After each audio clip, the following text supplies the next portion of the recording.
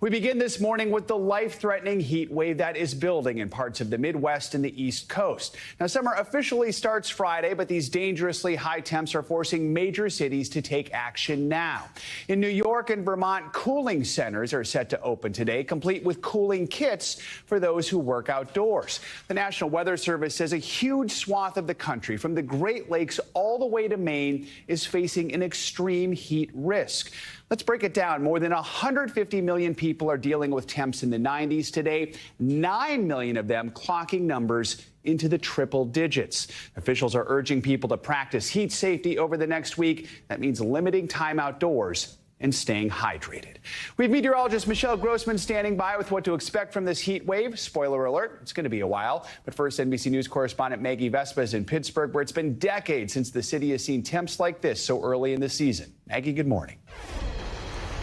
Hey, Joe, good morning from Pittsburgh, where things are heating up rapidly once again this morning, with temperatures set to hover at or near the triple digits here later on this week, something that is incredibly rare for this part of the country, for Pittsburgh specifically, this time of year, just basically in June at all. Overall, this morning, more than 70 million Americans are waking up under heat alerts from like Iowa up through Maine. And what that means is our team tells us this thing is really barreling east. This heat dome is basically expanding up along the East Coast. Out west, the emergency remains wildfires. We are counting this morning more than 20 burning across multiple states, the vast majority of them 15 in California. That being said, 2 are growing near a village in New Mexico. Officials in Ruidoso telling people, the entire village effectively, to evacuate yesterday as those fires continue to move, driven by the heat and driven also by the winds. Again, similar stories like what we were watching yesterday in California.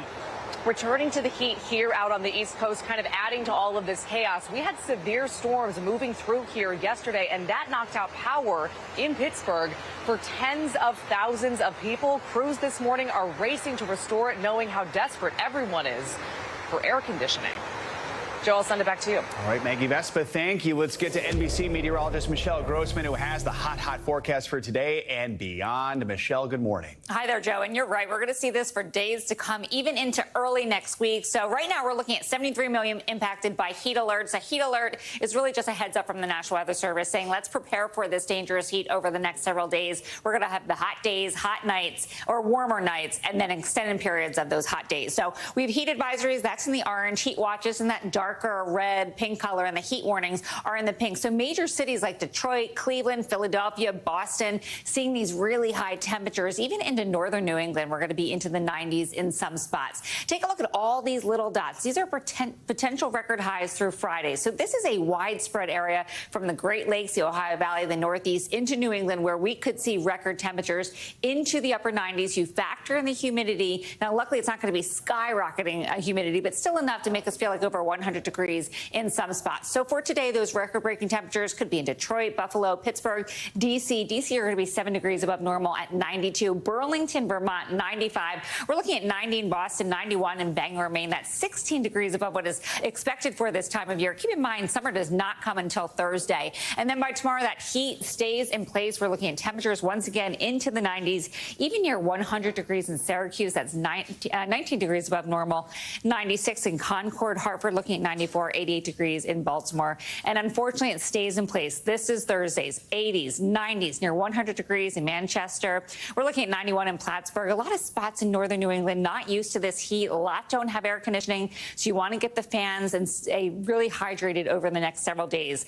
The heat will contribute to more dry conditions and more red flag warnings of fire risks throughout the southwest and parts of the west. We're looking at 7 million people impacted by red flag warnings, so be careful there with that elevated risk in parts of New Mexico. And then we're heating up in the tropics as well. We're watching an area of low pressure, not quite tight in terms of circulation, but still looking at tropical storm force winds at 40 miles per hour. Right now, it's called the potential tropical cyclone 1. Could become a tropical storm before it makes landfall in Mexico. But the bigger story here, Joe, is that we're going to see widespread rain in Texas. Could see up to 15 inches in some spots. Stuff going on everywhere. What's crazy about New England is the farther north you go, the hotter it seems to get. And so not used to that. Exactly. Right. And so early on. Exactly. All right, Michelle, thank you. Thank you so much. Now to a hot topic in Washington, immigration. The Biden administration is announcing new executive action today to shield undocumented spouses of U.S. citizens from deportation. Now, this comes days after the 12th anniversary of the Obama administration's Deferred Action for Childhood Arrivals program, better known as DACA. That's the program that protects young adults who are brought to the U.S. as children from deportation. NBC News White House correspondent Monica Alba joins us with the latest details. Monica, good morning. So what can you tell us about this new executive action and how it all came together? Well, Joe, remember a couple weeks back when President Biden made that announcement about trying to enact his authority to temporarily shut down the border and restrict asylum to those who are trying to seek it. He said at the end of that speech that he would have more steps to lay out about how to make the immigration system fair overall. And that is what we are expected to see today, at least one part of that. This will apply to undocumented immigrants who came to the U.S. more than 10 years ago and then married U.S. citizens. So we expect, according to the Biden administration, this would apply to roughly 500,000 people who are living in the United States. And effectively, it would shield them from deportation. So they could, in some instances, after their cases are reviewed, apply for a green card and ultimately have a path to citizenship. So this is significant, Joe, because after the president had done some steps that were considered to be a little bit more right-leaning, this is what some Democrats and allies of the president and lawmakers had called for in terms of trying to do something they believe is a little bit more humanitarian in contrast to what we saw some time ago. Still, we can assume this is going to face some opposition. Anyone already speaking out against this executive action? Any legal challenges we could expect? Yes, and the Biden administration was fully bracing for legal challenges. They expect that, and they are trying to say that with this executive action, they have tried to put it in a place that it's muscular enough that it could stand up to some of those court challenges, but they do expect that that will be likely, and some Republicans and others have already spoken out about this. This is effectively called parole in place, and it is significant because there are these larger questions about how some of the mechanisms could work. And again, anything that President Biden is trying to do right now using his unilateral action could be undone or reversed if he loses re-election and there's another administration that comes in next year. Joe. Monica, a moment ago I mentioned DACA. The White House is set to host an event this afternoon to mark the 12th anniversary of DACA. What can we expect at the event? Yeah, and it's significant, and we knew that over the weekend during the anniversary of that really important step from former President Obama, who announced that in his own re-election year back in 2012, that President Biden said he was going to continue to seek protections for so-called dreamers, for people who are applicable under this program. And now we know today he is going to be rolling out some new steps that would allow dreamers to apply for work visas. So that is a step up from some of the other work entry and work requirement type programs that they could apply to. So he's going to be announcing that as well when he speaks on this larger issue and the topic of immigration overall, which we know is a political vulnerability for him. Joe. Right. Monica Alba, thank you so much. With the election less than 5 months away, some Republicans are already pushing a plan dubbed Project 2025 if former President Trump retakes the White House. The plan would reimagine the checks and balances that have defined the country since its founding. Project 2025 would put virtually every part of the federal government solely in Mr. Trump's control. As NBC News Now anchor Hallie Jackson reports, it's a plan that has conservatives cheering and critics sounding the alarm. The blueprint for a second Trump term? It may be this document, more than 900 pages long, outlining big changes to government as we know it. If we don't win, this country is finished. Making a splash everywhere from Congress. Project 2025 is a far-right manifesto. To TikTok. Project 2025 likely isn't going to happen. Making a stir among progressives. It is a 900-page blueprint for an authoritarian takeover. Oh, just the right's blueprint for reshaping America. Project 2025, the brainchild of former Trump officials and conservative think tank The Heritage Foundation. Weaponized conservatives ready to do battle against the deep state. That battle plan outlined outlining several key proposals, including a federal government under much tighter presidential control. Even now, independent agencies like the Department of Justice would answer almost entirely to the president. It's a controversial idea known as unitary executive theory that would streamline decision-making and potentially replace many career civil servants with political appointees presumably loyal to Mr. Trump. The plan calls for more spending for a U.S.-Mexico border wall, a signature Trump proposal back in 2016. Build that wall. More federal power to control immigration and increased fees for the immigrants allowed to stay. On this side of the border, big cuts to corporate taxes and income tax for America's highest earners, cuts to federal investments in renewable energy and carbon reduction goals, and more fossil fuel and energy production. Project 2025 also taking aim at what it calls woke culture warriors, calling for deleting a long list of terms from all federal rules, including sexual orientation and gender identity. It also would eliminate the education department.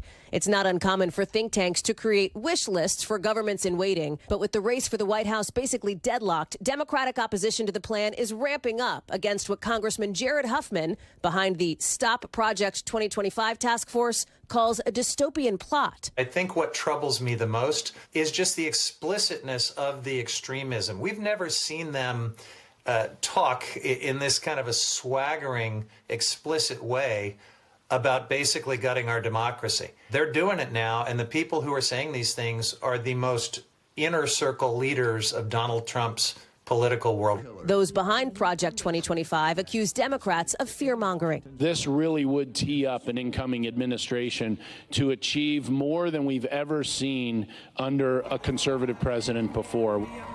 Our thanks to Hallie Jackson for that report. We reached out to the Trump campaign for reaction to Project 2025's proposals. The campaign says, quote, no aspect of future presidential staffing or policy announcements should be deemed official unless coming from Mr. Trump himself. For more, we're now joined by NBC News senior national politics reporter John Allen. John, good morning. So we've heard from the Trump campaign on Project 2025, but the team has also been pointing to their so-called Agenda 47 as the official playbook for the next Trump presidency. So what is that, and what kind of overlap is there between the two? Good morning, Joe. You make the proper distinction there.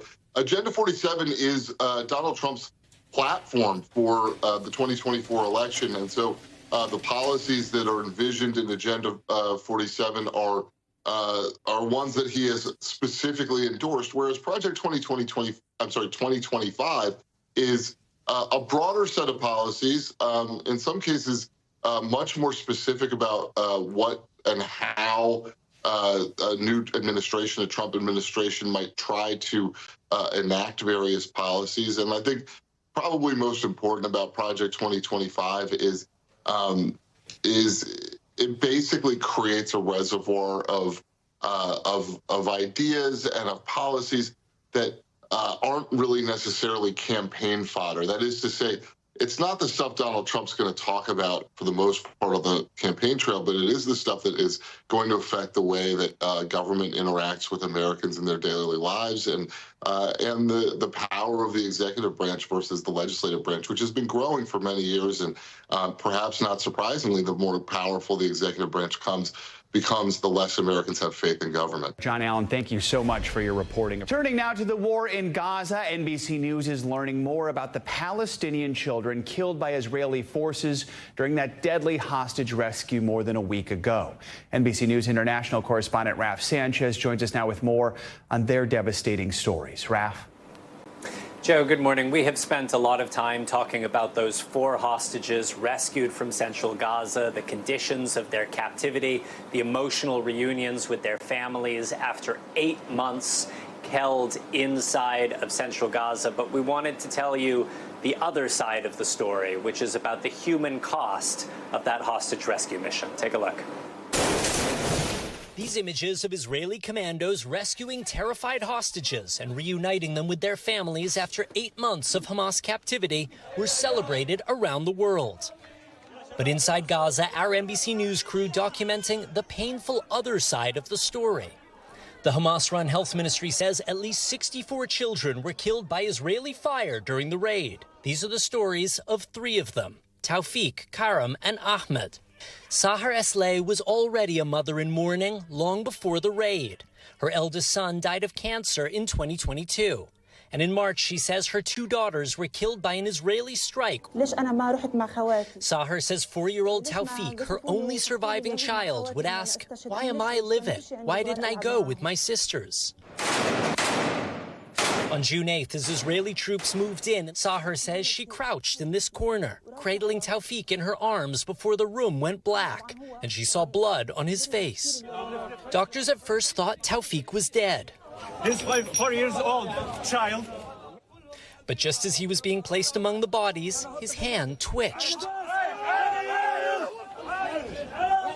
A desperate rush to the emergency room, but the hope short-lived. He died 5 days later, his mother says. He lived through 3 wars, his brother's death, his sister's deaths. Tawfiq never saw anything but war. The IDF says it has acted since the beginning of the war on its duty to return the hostages brutally kidnapped on October 7th, adding, "This operation is solid proof Hamas is hiding behind civilians and is holding hostages in the midst of densely populated civilian areas." You can see the house where Tawfiq was killed was just 200 yards from the civilian homes where the hostages were held. But over a mile away near the coast, Nora Abu Hamis says she was getting lunch ready when Israeli helicopters opened fire on their camp. Her 8-year-old son Karam was killed instantly, she says, while his older brother Ahmed later died of his injuries. He would tell me, "I want to go abroad and study and come back to Gaza. I'd like to be a doctor, Mommy." The IDF says every loss of civilian life is a tragedy that Hamas brought upon us all. The IDF will continue to take all feasible measures in order to minimize civilian casualties. Little comfort for Nora, who's left with only pictures and memories of her 2 young boys who made each other smile, even in a war they couldn't understand.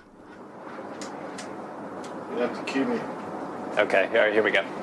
And, Joe, we spoke to an American doctor who was working at the Al-Aqsa hospital where both of those families brought their wounded children. He told us that it was just an unrelenting wave of patients coming in, that it started off being what medics call a red zone, lots of very badly wounded people. But by the end of the day, it was half red zone, half morgue. Joe. All right, Raph, thank you so much. Now to another major conflict. Ukrainian commanders are hoping that newly arrived American weapons will help to push back Russian forces as the war in Ukraine rages on. NBC News chief foreign correspondent Richard Engel is in Kyiv, and a warning: some images in this report are disturbing. Abrams tanks defend Ukraine's eastern front line near the Russian border. Resupplies of American weapons are flowing again, and Ukrainian troops tell us they're arriving just in the nick of time. Resupplies of American weapons, including these tanks, are now finally, after long delays, making their way to the front lines. And it's making a difference. Ukrainian troops have already been able to slow down a major Russian offensive. Ukraine is flush at the moment. $60 billion in aid from Congress, $50 billion more from interest on frozen Russian funds. We are here. And at a conference on peace in Switzerland over the weekend, the United States was among 80 nations pledging support for Ukraine's territorial integrity. But a tank commander here tells us he's worried about pressure on Ukraine to make a deal with Russia. Everyone in the West should understand that once we cede more territories to Russia, it will not stop. And Ukrainians have a more immediate problem, a Russian technological innovation, so-called glide bombs. This shopping center was hit by just 2 glide bombs, and the impact was devastating. Russia has vast quantities of old-fashioned style bombs, and by attaching wings and a basic guidance system to them, Russia has not only managed to extend their range, but turn them into precision weapons that Ukraine has been struggling to deal with. Surveillance video captured the moment of the attack. Officials say 19 Ukrainians were killed, including 2 children.